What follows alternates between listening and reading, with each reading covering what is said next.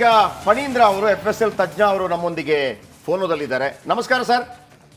ನಮಸ್ಕಾರ, ಹೇಳಿ. ಇದೊಂದು ಪ್ರೈವೇಟ್ ಏನು clue for evidence forensic investigation private limited ಮಾಡಿರುವಂತ ಒಂದು FSL ವರದಿ. ಈಗ ನೀವು ಇದರ ಬಗ್ಗೆ ನೋಡಿ, ಇದಕ್ಕೆ ನಿಮ್ಮದೇ ಸೈನ್ ಕೂಡ ಇದೆ, digitally signed by Phanindra EN. ಏನು ಹೇಳಕ್ ಬಯಸ್ತೀರಿ ನಮ್ಮ ವೀಕ್ಷಕರಿಗೆ? ಸವಿಸ್ತಾರವಾಗಿ ಹೇಳಿ ಸರ್. ಇದರಲ್ಲಿ ರಿಸಲ್ಟ್ ಏನು ಬಂತು, ನಂಬರ್ 1, ಈ ರಿಸಲ್ಟ್ ಎಲ್ಲಾ ಕಡೆ ಆಗೋದಕ್ಕೆ ಸಾಧ್ಯ ಇದೆಯಾ, ಅಥವಾ ಬೇರೆ ಬೇರೆ ಕಡೆ ಹೋದಾಗ ಬೇರೆ ಬೇರೆ ಬದಲಾವಣೆ ಆಗುವಂತ ಸಾಧ್ಯತೆ ಇದೆಯಾ? Please sir. ಸರ್, ಮೊದಲನೇದಾಗಿ ಈ ಒಂದು ರಿಪೋರ್ಟ್ನ ನಾವು ನಮ್ಮ ಕ್ಲೈಂಟ್ ಒಬ್ಬರಿಗೆ ಇಶ್ಯೂ ಮಾಡಿದ್ದೀವಿ. ಅದರ ಸಾರಾಂಶ ಅಂತ ಕೇಳಿದ್ರೆ ಅದು 2 ಪಾರ್ಟ್ ಆಫ್ ಎಕ್ಸಾಮಿನೇಷನ್ ಇದೆ. ಮೊದಲನೇ ಪಾರ್ಟ್ ಆಫ್ ದ ಎಕ್ಸಾಮಿನೇಷನ್ ಅಲ್ಲಿ ಆ ವಿಡಿಯೋ ಏನಾದರೂ ಟ್ಯಾಂಪರ್ ಆಗಿದೆಯಾ ಅನ್ನೋ ಪ್ರಶ್ನೆ ನಾವು ಯೂಶಲಾಗಿ ಆನ್ಸರ್ ಮಾಡ್ತೀವಿ. ಓಕೆ. ನಂತರದ ಹಂತದಲ್ಲಿ ಅದು ಆಡಿಯೋ ಅಥವಾ ಆಡಿಟರಿ ಅನಾಲಿಸಿಸ್ ಏನಿದೆ ಅದನ್ನ ನಾವು ಮಾಡಿರ್ತೀವಿ. ಓಕೆ. ಸೊ ಇದರ ಒಂದು ಕನ್ಕ್ಲೂಷನ್ ಪ್ರಕಾರ ಪಾರ್ಟ್ A ಅಂದ್ರೆ ವಿಡಿಯೋ ಏನಾದ್ರು ಟ್ಯಾಂಪರ್ ಆಗಿದೆಯಾ ಅಂತ ಪ್ರಶ್ನೆ ಬಂದಾಗ ನಾವು ಎಕ್ಸಾಮಿನೇಷನ್ ಮಾಡಿದಂತ ಒಂದು ಡ್ಯೂರೇಷನ್ ಆಫ್ ದ ಕ್ಲಿಪ್ ಏನಿದೆ ಅದ್ರಲ್ಲಿ ಮಧ್ಯ ಎಲ್ಲೂ ಕೂಡ ಅದು ಟ್ಯಾಂಪರ್ ಆಗಿಲ್ಲ ಅನ್ನೋ ಒಂದು ಕನ್ಕ್ಲೂಷನ್ ಫಸ್ಟ್ ಕೊಟ್ಟಿದ್ದೀವಿ ನಾವು. Video original to the extent of our examination. ಯಾವ ನಿಮಿಷದಿಂದ ಯಾವ ನಿಮಿಷದ ತನಕ ನಾವು ಎಕ್ಸಾಮಿನೇಷನ್ಗೆ ಪರಿಗಣಿಸಿದೀವೋ ಅಲ್ಲೆಲ್ಲೂ ಮತ್ತೆಲ್ಲೆಲ್ಲೂ ಅದು ಎಡಿಟ್ ಆಗಿಲ್ಲ. ಏನಾಗುತ್ತೆ, ಬೇರೆ ಕಡೆ ಒಂದು 1 ಅವರ್ ವಿಡಿಯೋ ಶೂಟ್ ಮಾಡಿರ್ತಾರೆ, ಅದನ್ನ ಅವರು ಸ್ಟಾರ್ಟಿಂಗ್ ಅಲ್ಲಿ ಎಂಡಿಂಗ್ ಅಲ್ಲಿ ತೆಗೆದು ಇಷ್ಟು ಮಾತ್ರ ಅವ್ರು ಪಾಡ್ಕಾಸ್ಟ್ ಮಾಡಿರ್ತಾರೆ, ಅಂತದಾಗಿಲ್ಲ. ಅದ್ ಮಾಡಿದ್ರು ಕೂಡ ಮತ್ತೆಲ್ಲೆಲ್ಲೂ ಅದಾಗಿಲ್ಲ. ಅಂದ್ರೆ ಅವರು starting from the audio so video ಮತ್ತೆ ವಿಡಿಯೋ ಎಂಡ್ ಆಗಿದೆ ಇವಾಗ, ಅಲ್ಲೆಲ್ಲೂ ಮತ್ತೆಲ್ಲೆಲ್ಲೂ ಎಡಿಟ್ ಆಗಿಲ್ಲ. ಅದು ಅದರ ಒಂದು ಕನ್ಕ್ಲೂಷನ್ ನಾವು ಮಾಡಿದೀವಿ.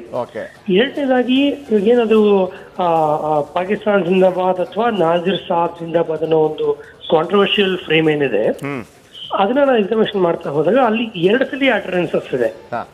ಆ 2 ಅಟರೆನ್ಸಸ್ ಅಲ್ಲಿ ನಮ್ದು ಇವಾಗ ಕನ್ಕ್ಲೂಷನ್ ಅಸರ್ಟೈನ್ ಆಗ್ತಿರೋದು ಫಾರ್ ದ ಸೆಕೆಂಡ್ ಅಟರೆನ್ಸ್.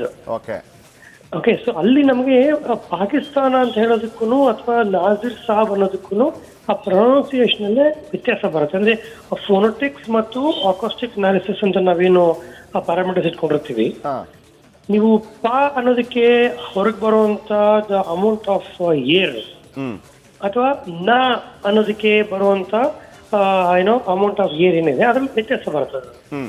ಸೊ ಅದನ್ನೂ ಇಟ್ಕೊಂಡು ಇನ್ ಟರ್ಮ್ಸ್ ಆಫ್ ಅಕಾಸ್ಟಿಕ್ ಇರ್ಬೋದು ಮತ್ತೆ ಅದೇನು ನಮ್ಗೆ ಆಡಿಟರಿ ಏನ್ ಕೇಳಿಸ್ತಾ ಇದೆ ಅದೆರಡನ್ನೂ ಇಟ್ಕೊಂಡು ನಾವು ಅಸರ್ಟೈನ್ ಮಾಡಿರೋದು. ಅವ್ರ 2ನೇ ಪಾರ್ಟ್ ಆಫ್ ದ ವರ್ಡ್ ಏನಿದೆ ಅದು ಅಂತ ಬರ್ತದೆ. ಅದು ಇನ್ಫ್ಯಾಕ್ಟ್ ನಾವು ಬರೀ ಪಾಕಿಸ್ತಾನ ಅನ್ನೋದಕ್ಕೆ ಒಂದೇ ಸಲಿ ಒಂದೇ ಏನೋ ವಾಟ್ ಯು ಸೇ ಓಕೆ ಸಾ ಬಂದಾಗ AB ಬರುತ್ತೆ ಅಲ್ವಾ? ಕರೆಕ್ಟ್. ಅದು ನೀವು ಸೀದಾ ಹೇಳಿದ್ರು ಒಂದೇ ರೀತಿ ಪ್ರೊನೌನ್ಸಿಯೇಷನ್ ಬರಬೇಕಿದೆ. ಓಕೆ. ಮತ್ತೆ ಉಲ್ಟಾ ಕೂಡ ನಾವು ಎಕ್ಸಾಮಿನೇಷನ್ ಮಾಡಿದಾಗ ಆ ಉಲ್ಟದ ಎಕ್ಸಾಮಿನೇಷನ್ ಕೂಡ ಆ ಒಂದು ಅಕ್ಷರದ ಒಂದು ಹೋಲಿಕೆ ಪ್ರಕಾರ ಅದೇ ರೀತಿ ಕೂಡಬೇಕಿದೆ. ನಾವು ಅದಕ್ಕೆ ಪಾಕಿಸ್ತಾನ ಅಂತಾನು ನೋಡಿದ್ವಿ ನಾವು, ಮತ್ತೆ ನಾಟ್ಸಿ ಕಾಪ್ ಅಂತ ಕೂಡ ನೋಡಿದೀವಿ. ಪಾಕಿಸ್ತಾನ ಉಲ್ಟಾ ಮಾಡಿದ್ರೆ ನಾಟ್ಸಿ ಕಾಪ್ ಅಂತ ಬರುತ್ತದು. ಸೊ ಆ ತರ ಕೂಡ ಇರ್ಬೋದಂತ ಚೆಕ್ ಮಾಡಿದಾಗ ಅದೇ ರೀತಿ ಕೂಡ ಅದು ಕೇಳಿಸ್ತಾ ಇದೆ. ಅದ್ರ ಪ್ರಕಾರ ಕನ್ಕ್ಲೂಷನ್ ಮಾಡಿದ್ವಿ. ಈಗ ಒಂದು ವೇಳೆ ನಾಸಿರ್ ಖಾನ್ ಜಿಂದಾಬಾದ್ ಅಂತ ಹೇಳಿದ್ರೆ ಖಾನ್ ಅಂತ ಬರ್ಬೇಕಾದಾಗ ಕಡೆ ಅಕ್ಷರ ನಾ ಬರ್ಬೇಕಿದೆ, ಬಟ್ ಇದರಲ್ಲಿ ಪಾ ಬರ್ತದೆ. ಅಂದ್ರೆ ಪಾಕಿಸ್ತಾನ್ ಅಂತ ಬರ್ಬೇಕಾದ್ರೆ ನಾಜಿರ್ ಖಾನ್ ಅಂತ ಹೇಳೋದಿಲ್ಲ ನೀವು. ಹೌದು. ನಾಜಿರ್ ಖಾನ್ ಅಂತ ಬರ್ಬೇಕಾದ್ರೆ ಅಲ್ಲಿ ಎಲ್ಲೂ ಅದು ವಿಚಾರ ಕೇಳಿಸ್ತಿಲ್ಲ ಅದು. ಓಕೆ. ಆ ಮೊದಲನೇ ಅಕ್ಷರ ಕೂಡ ಲೆಕ್ಕ ತಗೊಂಡಾಗ ಅಲ್ಲಿ ಪಾ ಅನ್ನೋ ಅಕ್ಷರ ಕೂಡ ಸ್ವಲ್ಪ ಸ್ಟ್ರೆಸ್ ಆಗ್ತಿದೆ ಅಲ್ಲಿ. ಸೊ ಅದು on the basis of different parameters is what we have come to the conclusion. But ನಮ್ಗೆಲ್ಲೋ ನಾಜಿರ್ ಖಾನ್ ಅನ್ನೋ ವಿಚಾರ ನಮ್ಗೆ ಕೇಳಿಸ್ತಿಲ್ಲ ಅದ್ರಲ್ಲಿ.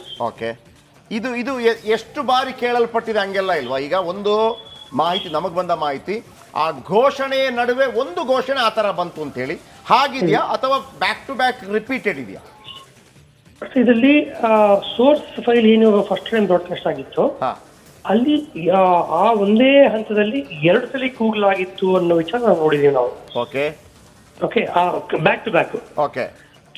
ಅದು 2 ಮಾತ್ರ ನಾವು ಎಕ್ಸಾಮಿನೇಷನ್ ಮಾಡಿರೋದು ನಾವು. ಈಗ ಒಂದು ಟೋಟಲ್ ನಾನು ಕೇಳ್ತಿರೋದು, ಎಷ್ಟು ಬಾರಿ ನಾಸಿರ್ ಸಾಬ್ ಜಿಂದಾಬಾದ್ ಅಂತ ಕೂಗಲ್ಪಟ್ಟಿದೆ ನೀವು ಟೆಸ್ಟ್ ಮಾಡಿದ್ರಲ್ಲಿ, ಪಾಕಿಸ್ತಾನ ಅಂತ ಎಷ್ಟು ಬಾರಿ ನೀವು ಹೇಳಿದ್ರಿ 2 ಬಾರಿ ಅಂತ, ಹಾಗಿದ್ರೆ ನಾಸಿರ್ ಸಾಬ್ ಅಂತ ಎಷ್ಟು ಬಾರಿ ಕೂಗಲ್ಪಟ್ಟಿದೆ?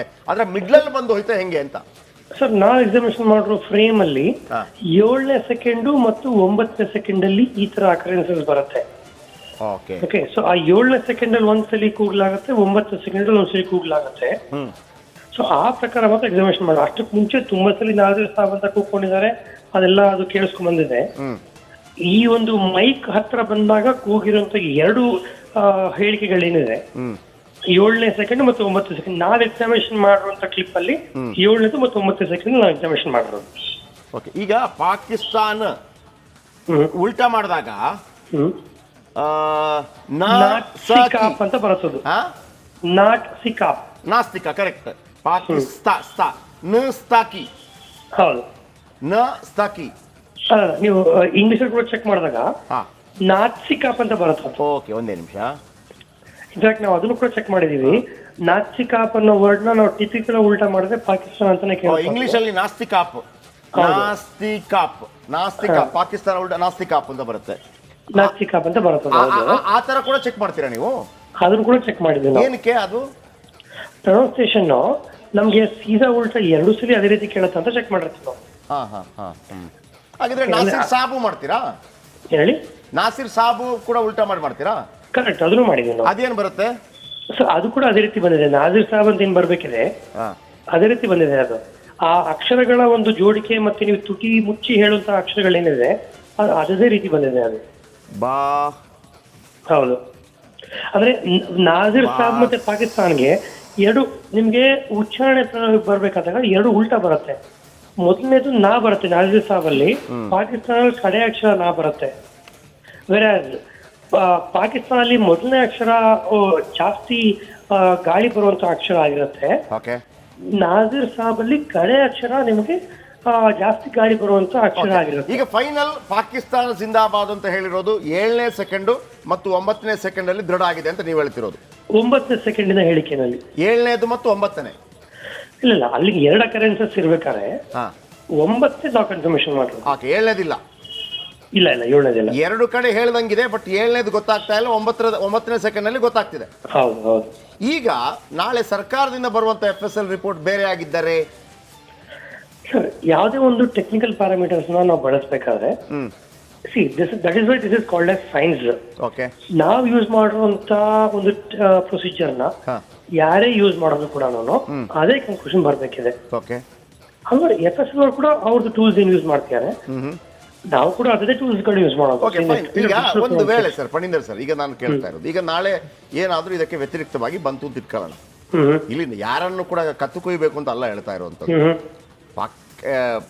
ಆ ರಾಷ್ಟ್ರದ ಪರ ಘೋಷಣೆ ಕೂಗುದು ಅದೊಂಥರ ನಮಗೆ ಯಾವ ಕಾರಣಕ್ಕೂ ಸಹಿಸ್ಕೊಳಕ್ ಸಾಧ್ಯ ಇಲ್ಲ. ಹಾಗಂತ ಅದೊಂದು ಸಿಕ್ಕಿಬಿಡ್ತು ಅಂತದ್ದು ಬಿಜೆಪಿ ಕೂತ್ಕೊಂಡು ನಮ್ಮೆಲ್ಲ ಏನು ಲೋಪದೋಷಗಳನ್ನ ಮುಚ್ಚೋಕೆ ಸಾಧ್ಯವಾಗತ್ತೆ ಅಂತಂದ್ರೂ ಕೂಡ ಅದಕ್ಕೂ ನಮ್ಮ ಸಮ್ಮತ ಇಲ್ಲ. ಇಲ್ಲಿ ಪಕ್ಷ ಗಿಕ್ಷ ಪ್ರಶ್ನೆ ಇಲ್ಲ, ಇಲ್ಲಿ ರಾಷ್ಟ್ರದ ಪ್ರಶ್ನೆ, ರಾಷ್ಟ್ರದ ಏಕತೆಯ ಪ್ರಶ್ನೆ.